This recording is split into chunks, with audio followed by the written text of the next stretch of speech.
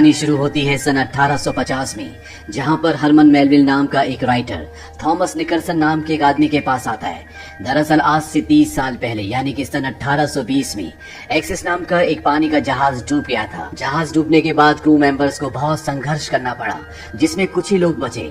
और आज 30 साल बाद उन बचे हुए लोगों में थॉमस ही एक ऐसा इंसान है जो जिंदा है। हरमन जो कि एक राइटर है, थॉमस से उस पूरी कहानी को सुनना चाहता है ताकि वो उसके ऊपर अपनी किताब लिख सके।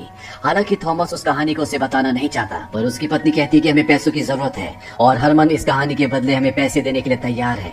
अपनी पत्नी के कहने पर थॉमस हरमन को कहानी सुनाना शुरू करता है और यहाँ से कहानी जाती है फ्लैशबैक में, यानी कि आज से 30 साल पहले सन 1820 में, जहाँ पर एक बंदरगाह में बहुत बड़े बड़े शिप्स को दिखाया जाता है। यहाँ पर मछलियों का और साथ ही साथ व्हेल मछली से जो ऑयल निकलता है उसका बहुत बड़ा व्यापार होता है, जिस ऑयल की इस दौर में बहुत ज्यादा डिमांड होती है। इसीलिए एक बहुत बड़ी कंपनी के कुछ ओनर्स एक सेलर को बुलाते हैं जिसका नाम होता है ओवन चेज। वो ओवन को बोलते हैं कि हम अपने सबसे बड़े शिप जिसका नाम एसेक्स है उसे समंदर में भेज रहे हैं और हम चाहते हैं कि तुम शिप में फर्स्ट मेट बनकर जाओ। ये सुनकर ओवन बिल्कुल भी खुश नहीं होता, क्योंकि आखिरी जर्नी के बाद उसे वादा किया गया था कि उसे अगली जर्नी में शिप का कैप्टन बनाया जाएगा, और उसे कैप्टन ना बनाकर कैप्टन के बाद की जो पोजीशन होती है वो दी जा रही होती है, जिससे ओवन बिल्कुल भी खुश नहीं होता। कंपनी के ओनर्स उसे कहते हैं कि अगली जर्नी में हम तुम्हें कैप्टन बना देंगे। ओवन उनसे कागज पर ये लिखवा लेता है। दरअसल इस बार जिसको शिप का कैप्टन बनाया गया उसका नाम जॉर्ज है और वो कंपनी के जो मालिक है उन्हीं मालिकों में से एक का बेटा है। अब जहाज में सफर की तैयारी होना शुरू हो जाती है।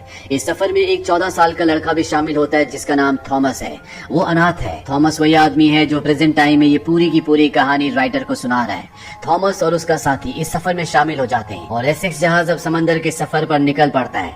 जहाज की जब सेल्स नीचे कर रहे होते हैं तो एक सेल अटक जाती है, जिसे नीचे करना बहुत जरूरी होता है। ओवन बड़ी बहादुरी से और फुर्ती से ऊपर चढ़ता है। चाकू से रस्सी को काट के वो सेल को खोल देता है, जिससे ये पता चलता है कि ओवन अपने काम में बहुत माहिर है, जबकि इस शिप का जो कैप्टन है जिसका नाम जॉर्ज है उसे इतना एक्सपीरियंस नहीं होता। साथ ही वो ओवन को बिल्कुल पसंद नहीं करता, क्योंकि वो शिप का पूरा चार्ज अपने हाथ में लेना चाहता है, जबकि शिप के सभी लोग जानते हैं कि ओवन शिप के कैप्टन जॉर्ज से भी ज्यादा अपने काम में कुशल है। पूरा दिन सफर करने के बाद अगले दिन ये समंदर के बीचों बीच पहुंच जाते हैं, जहाँ पर ओवन शिप के क्रू मेंबर्स को शिप की जो सेल्स होती है यानी कि पर्दे जिनसे हवा टकराकर शिप को स्पीड मिलती है उन्हें कम करने के लिए कहता है, क्योंकि मौसम खराब होता है। पर जब जॉर्ज ये सब देखता है तो वो अपनी बात ऊपर रखने के लिए, अपना रौब दिखाने के लिए कहता है कि सारी सेल्स खोल दो ताकि शिप को स्पीड मिले। हालांकि ओवन उसे समझाने की कोशिश करता है, पर जॉर्ज कहता है कि हम अपने सफर में पहले लेट है, हमें जल्द से जल्द पहुंचना होगा। सारी सेल्स खोलने के बाद शिप पूरी स्पीड से तूफान की तरफ बढ़ना शुरू करता है और बहुत जल्द वो तूफान की चपेट में आ जाता है। ये एक बहुत बड़ा तूफान होता है जिसमें शिप को बहुत ज्यादा नुकसान होता है। हालांकि ओवन का फैसला बिल्कुल सही था कि उन्हें सेल्स को कम रखना चाहिए, पर जॉर्ज ने अपनी बात ऊपर रखने के लिए, अपना रुतबा दिखाने के लिए सारी सेल्स खोल दी, जिस वजह से शिप को बहुत ज्यादा नुकसान होता है। तूफान पूरी तरह से थमने के बाद जॉर्ज ओवन से कहता है कि हम जल्दी वापस जाएंगे ताकि हम अपने शिप को रिपेयर कर सके। साथ ही वापस पहुंचने के बाद तुम एक माफीनामा लिखोगे जिसमें तुम लिखोगे कि तुमने अपने कैप्टन के ऑर्डर्स नहीं माने, जिस वजह से कई लोगों की जान जा सकती थी। मुझे तुम्हारा इस्तीफा चाहिए। ओवन ने सुनकर पूरी तरह से हैरान होता है। वो जॉर्ज से कहता है कि सेल्स को नीचे करना तुम्हारा ऑर्डर था, तुम्हारी वजह से हम तूफान में फंसे। जॉर्ज कहता है कि मैं अपने क्रू को टेस्ट कर रहा था। ओवन कहता है कि तुम टेस्ट कर रहे थे, वो भी तूफान के बीचों बीच। ये एक बहुत ही गलत कैप्टनशिप है। इस बात से जॉर्ज पूरी तरह से भड़क जाता है। वो कहता है कि तुम एक किसान के बेटे हो, मेरे खानदान के बारे में मत भूलो, मेरे पूरे खानदान ने इसी काम को किया है। दरअसल इस वक्त में किसी शिप का कैप्टन होना बहुत बड़ी बात थी, जिस बात का घमंड जॉर्ज के अंदर होता है। ओवन खाली हाथ नहीं जाना चाहता, क्योंकि अगर ये खाली हाथ गए तो इन्हें पैसे नहीं मिलेंगे, इसीलिए जॉर्ज को समझाता है। वो कहता है कि बिना ऑयल के वापस जाना आपके परिवार की शान के खिलाफ होगा। मैं भी चाहता हूँ कि हम ऑयल इकट्ठा करें और जल्द से जल्द वापस चले जाए। जिस काम के लिए हम यहाँ पर आए हैं उस काम को हमें पूरा करना होगा। जॉर्ज उसकी बात मान जाता है और इसके बाद ये समंदर की और भी गहराइयों में बढ़ते चले जाते हैं। इन्हें आज समंदर में पूरे 3 महीने हो चुके हैं। 3 महीने बाद इन्हें वेल्स का एक झुंड दिखता है, जहाँ पर ये अपने बड़े जहाज से 3 छोटी छोटी नौकाओं में समंदर में वेल मछली का शिकार करने के लिए उतर जाते हैं। ये वहाँ पर एक वेल मछली का शिकार भी करते हैं। के बाद वेल मछली को शिप पर लाया जाता है, जहाँ पर उसकी बॉडी के अंदर जो ऑयल होता है उसे निकाला जाता है, लेकिन अभी भी उसके अंदर बहुत सारा ऑयल होता है। वेल मछली के ऊपर जो छेद किया होता है वो बहुत छोटा होता है और इस पूरे शिप में सबसे छोटा लड़का थॉमस है जो 14 साल का है। सेम टाइम में राइटर को ये पूरी कहानी सुना रहा है। इस वेल के शिकार के बाद इन्हें कई महीनों तक कोई भी वेल नहीं दिखती। इन्हें लगभग समंदर में पूरा 1 साल हो चुका है। ये सब अपने घर से बहुत दूर हैं। इनके खाने पीने का सामान भी खत्म होने वाला है। साथ ही साथ ओवन और जॉर्ज के बीच में जो दरार थी अब वो और भी बढ़ चुकी है। इन्हें खाने पीने का सामान सामान चाहिए, इसीलिए ये एक टापू के पास अपना शिप रोकते हैं और नाव से उस टापू पर जाते हैं जहाँ पर इनके पास जो व्हेल ऑयल होता है ये उसका सौदा करते हैं। यहाँ पर इन्हें एक कैप्टन भी मिलता है जो इन्हीं की तरह व्हेल ऑयल का काम किया करता था, पर अब उसका एक हाथ नहीं है। ओवन और जॉर्ज उसके पास जाते हैं, वो उससे पूछते हैं कि हमें व्हेल्स कहाँ पर मिलेंगी। वो कैप्टन बताता है कि आज से कई साल पहले जब मेरे पास अपना शिप था, यहाँ से 2000 मील दूर वेस्ट में हमें इतनी सारी व्हेल्स मिली थी कि हम एक दिन में 3000 बैरल ऑयल इकट्ठा कर सकते थे। 3000 बैरल ऑयल बहुत ज्यादा है। जॉर्ज और ओवेन के पूरे सफर का टारगेट 2000 बैरल ऑयल का है।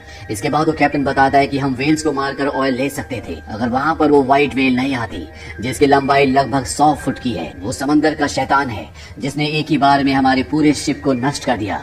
मेरे 6 लोग मारे गए, साथ ही साथ मैंने अपना एक हाथ भी खो दिया। पर ओवेन और जॉर्ज उसकी बात पर यकीन नहीं करते और वो अपना शिप लेकर वेस्ट की तरफ बढ़ जाते हैं। और जब ये उस जगह पहुंचते हैं जिस जगह के बारे में कैप्टन ने बताया था, तो उसकी बात सच होती है। यहाँ पर व्हेल्स का झुंड होता है जिसे देखकर सब बहुत खुश और एक्साइटेड हो जाते हैं। यहाँ से एक ही दिन में ये इतना ऑयल निकाल सकते हैं कि ये वापस अपने घर जा सके। ये सब के सब अपने बड़े शिप से छोटी बोट्स में समंदर में व्हेल मछलियों का शिकार करने के लिए उतर जाते हैं।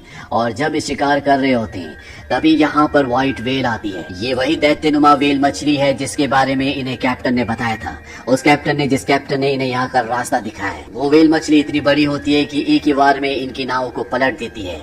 इसके बाद इनके बड़े शिप पर भी वो हमला करती है जिससे इनका शिप नीचे से लीक होना शुरू हो जाता है। पर ओवेन इस व्हेल मछली का शिकार करना चाहता है, इसीलिए वो अपने भाले को डबल करता है और व्हेल मछली पर निशाना लगाता है। उसका निशाना एकदम सही जगह पर लगता है। भाला व्हेल मछली के शरीर में गड़ जाता है। ये भाला एक रस्सी से बंधा होता है और ये विशाल व्हेल मछली लगातार पानी की गहराइयों में जा रही होती है। एक पॉइंट पर आकर इनकी रस्सी खत्म हो जाती है। रस्सी का छोर शिप के बीचों बीच जो पोल होता है उससे बंधा होता है और बहुत जल्दी इनका वो पोल भी टूट जाता है। इनका पूरा शिप डैमेज हो चुका है जो लगातार डूब रहा होता है। वही व्हेल मछली के शरीर में जो भाला गड़ा होता है वो भी उसके शरीर से निकल जाता है। ये सब के सब अपनी कश्ती में पानी में उतर जाते हैं और कुछ ही पलों के बाद इनका पूरा शिप पानी में पूरी तरह से समा जाता है। और अब इनके सामने एक ऐसा सफर है जिसके बारे में इन्हें नहीं पता कि ये सफर इन्हें कहाँ ले जाएगा। एक बार फिर से किस्मत इनका साथ नहीं देती। समंदर में एक बहुत बड़ा तूफान आता है जिसमें इनका एक साथी जख्मी भी हो जाता है। इन्हें समंदर में इसी तरह से बहते हुए पूरे 34 दिन हो चुके हैं। इनके खाने का जो राशन है वो भी अब लगभग खत्म हो चुका है। पर तभी इन्हें उम्मीद की एक किरण दिखती है। इन्हें एक आइलैंड दिखता है जिसे देखकर ये सब बहुत खुश हो जाते हैं और ये अपनी तीनों नाव को उस आइलैंड की तरफ मोड़ देते हैं। पर तभी एक बार फिर से वही विशाल व्हाइट व्हेल मछली जिसने इनके शिप को डुबाया था वो एक बार फिर से इन पर हमला कर देती है और इनकी सभी बोट्स को डुबा देती है।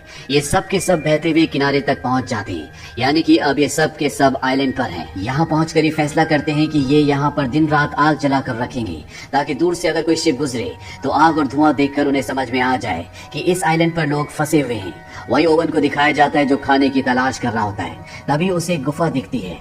वो गुफा में सबको बुलाता है। ये सब देखते हैं कि गुफा के अंदर कई कंकाल पड़े हैं, यानी कि इन्हीं की तरह कुछ लोग पहले यहाँ पर आकर फंस गए होंगे और जिस तरह से ये यहाँ पर मदद की उम्मीद कर रहे हैं तो वजह से इन सब की यहाँ पर मृत्यु हो गई। ये समझ जाते हैं कि समंदर के इस भाग में कोई भी शिप नहीं आता, इसीलिए इनके पास जो इनकी टूटी फूटी नाव होती है उन्हें रिपेयर करके ये एक बार फिर से तैयार कर देते हैं। और अब ये सब के सब यहाँ से जाने के लिए तैयार हैं, पर इनके कुछ साथी जाने से मना कर देते हैं। इसमें ओवन का एक दोस्त भी होता है। ओवन कहता है कि एक बार मैं घर वापस पहुंच जाऊं, मैं तुम्हारे लिए मदद जरूर भेजूंगा। ये सब के सब बोट्स में यहाँ से निकल जाते हैं, लेकिन इनका सफर अभी बहुत लंबा है। बहुत जल्दी इनमें से इनका एक साथी मर जाता है। समंदर के कानून के हिसाब से उसे पानी में बहा देना चाहिए, पर ओवन ऐसा करने से अपने साथी को मना करता है। वो जानता है कि इनका मरा हुआ साथी इन सब को जिंदा रख सकता है। वो इन सब के लिए खाना है, क्योंकि इनके पास खाने के लिए अब कुछ भी नहीं होता, इसीलिए इन सबको अपने ही साथी को खाना पड़ता है। जिससे थॉमस जो मात्र 14 साल का है वो पूरी तरह से खौफजदा हो जाता है। पर अभी भी इनकी प्रॉब्लम का कोई सोल्यूशन नहीं निकला, क्योंकि इनका सफर इन्हें नहीं पता कि कितना लंबा होने वाला है। धीरे धीरे इन्हें समंदर में 71 दिन हो जाते हैं और अब ये अपना पेट भरने के लिए एक गेम खेलते हैं जिसमें जो भी हारता है उसे अपनी जान देनी पड़ती है ताकि वो बचे हुए लोगों का खाना बन सके। अब जब ये गेम खेलते हैं तो उसमें जॉर्ज जो कि शिप का कैप्टन था वो हार जाता है। उसके कजन को कहा जाता बताता है कि तुम्हें जॉर्ज को मारना पड़ेगा, पर वो जॉर्ज को नहीं मारता बल्कि वो अपने आप को गोली मार देता है। जॉर्ज जिसे अपने कैप्टन होने पर अपने खानदान पर बहुत घमंड था, कुदरत ने उसके पूरे घमंड को अब चकनाचूर कर दिया है। ये कई दिनों तक समंदर में इसी तरह से बहते रहते हैं और एक दिन फिर से वो विशाल व्हेल जिसने इनके शिप को तबाह कर दिया था इनके नाव के बीचों बीच आ जाती है। ओवेन अपने भाले को उठा लेता है ताकि वो इस व्हेल को मार सके और जब व्हेल उसके पास से गुजरती है उसे वो घाव का निशान भी दिखता है जो पिछली बार उसने भाला मारकर इस व्हेल मछली को दिया था, वो उसकी आंखों में देखता है। कुछ पल सोचने के बाद ओवेन उस पर हमला नहीं करता। व्हेल मछली चुपचाप वहाँ से चली जाती है और इसके बाद वो कभी भी उनके पीछे नहीं आती। कुछ दिन और इसी तरह समंदर में सफर करते हुए कैप्टन जॉर्ज और ओवेन की जो बोट्स होती हैं वो दोनों की दोनों अलग हो जाती हैं, यानी कि ये दोनों एक दूसरे से अलग हो चुके हैं। पर बहुत जल्दी पास से गुजरता हुआ एक शिप दूरबीन से कैप्टन जॉर्ज की बोट को देख लेता है और उन्हें रेस्क्यू कर लिया जाता है। वहीं दूसरी तरफ ओवेन की बोट लगातार पानी में बह रही होती है, ना उनके पास पीने के लिए पानी है ना खाना, और जब वो पूरी तरह से जिंदगी की लड़ाई हार चुके होते हैं तभी उन्हें आसमान में बहुत सारे पक्षी दिखते हैं और जब वो दूर देखते हैं तो वहाँ पर एक आइलैंड होता है जिसे देखकर जॉर्ज और 14 साल के थॉमस के अंदर एक उम्मीद जाग जाती है। ये अपनी बोट उस तरफ ले जाते हैं। बहुत जल्दी उस आइलैंड से इन्हें रेस्क्यू कर लिया जाता है और ठीक 3 महीने बाद 11 जून सन 1821 को ये अपने घर वापस पहुंच जाते हैं। ओवन की पत्नी ओवन को देखकर बहुत खुश होती है। दरअसल सबने मान लिया था कि ये सब के सब अब मर चुके हैं। जॉर्ज जब इस सफर पर गया था तो उसकी पत्नी प्रेग्नेंट थी और अब उसकी बेटी भी कुछ बड़ी हो चुकी है जिसे उसने पहली बार देखा है। इसके बाद वो कंपनी जिसने ओवन को और कैप्टन जॉर्ज को इस सफर पर भेजा था वो इन दोनों को बुलाती है। वो कहते हैं कि बहुत जल्द इंक्वायरी होगी। दरअसल इस सफर में इनके बहुत सारे लोग मारे गए होते हैं, इसीलिए इनसे पूछा जाएगा कि सफर में क्या हुआ था। कंपनी के जो ओनर्स होते हैं वो कहते हैं कि तुम्हें एक झूठी कहानी बतानी होगी ताकि हमारी कंपनी की रेपुटेशन इन्वेस्टर्स और इंश्योरेंस कंपनी के सामने बनी रहे। पर ओवेन उनकी बात मानने से मना कर देता है। हालांकि वो उसे पैसों का लालच भी देते हैं, पर वो कहते हैं कि मैं अब तुम्हारी कोई बात नहीं मानूंगा। वो अपना इस्तीफा दे देता है। यहाँ पर कैप्टन जॉर्ज को अब इंक्वायरी के सामने बिठाया जाता है। हालांकि उनके पिता भी इस कंपनी के ओनर्स में से एक ओनर है, पर उसने मौत को बहुत नजदीक से देखा है, इसीलिए अब वो बदल चुका है। उसे इन बातों से कोई फर्क नहीं पड़ता और वो इंक्वायरी के सामने बता देता है कि उनके शिप को व्हाइट व्हेल ने डुबाया था। वही कहानी अब प्रेजेंट में आती है जहाँ पर जो नन्हा थॉमस था जो 14 साल का था वो ये पूरी कहानी राइटर को सुना रहा होता है। वो उसे बताता है कि कैप्टन जॉर्ज एक बार फिर से समंदर में गए उस व्हाइट व्हेल के शिकार के लिए, पर वो उन्हें कभी नहीं मिली और इसके बाद कैप्टन जॉर्ज को जबरदस्ती रिटायर कर दिया गया। वहीं ओवन ने जैसा कि अपने दोस्त से वादा किया था कि वो उसके लिए मदद भेजेगा, उसने अपना वादा पूरा किया। पर जब उस आइलैंड पर मदद पहुंची तो ओवन का दोस्त मर चुका था। हालांकि वहाँ पर बाकी 3 लोग अभी भी जिंदा थे जिनकी हालत बहुत ज्यादा खराब थी। उन तीनों को बचा लिया गया। इसके बाद ओवन ने अपने परिवार के साथ शहर को छोड़ दिया। वो एक मर्चेंट कैप्टन बन गया और हमेशा उसने अपने शिप को अपनी शर्तों पर ही चलाया। थॉमस राइटर से पूछता है क्या तुम सब कुछ लिखोगे? वो कहता है कि नहीं, मैं एक फिक्शनल कहानी लिखूंगा जो कि सच्ची कहानी से इंस्पायर्ड होगी। पर यहाँ पर मुझे कहानी से भी बेशकीमती चीज मिली और वो है करेज, यानी कि साहस। जिंदगी में कभी भी हार नहीं माननी चाहिए। जो लड़ते हैं वही जिंदगी में आगे बढ़ते हैं। अब यहाँ से हरमन जो कि राइटर है वो चला जाता है। वो 1 साल में इस किताब को पूरा करता है। इस किताब का नाम रखता है मोबी डिक, जो अमेरिका में बहुत ज्यादा फेमस होती है। तो ये थी पूरी कहानी in the heart of the sea. ये फिल्म सन 2015 में रिलीज हुई थी। IMDb पर इस फिल्म की रेटिंग है 6.9। इस फिल्म का बजट था $100 मिलियन और बॉक्स ऑफिस पर इसने कमाई की थी $93.9 मिलियन की। उम्मीद करते हैं कि ये सच्ची कहानी आपको पसंद आई होगी।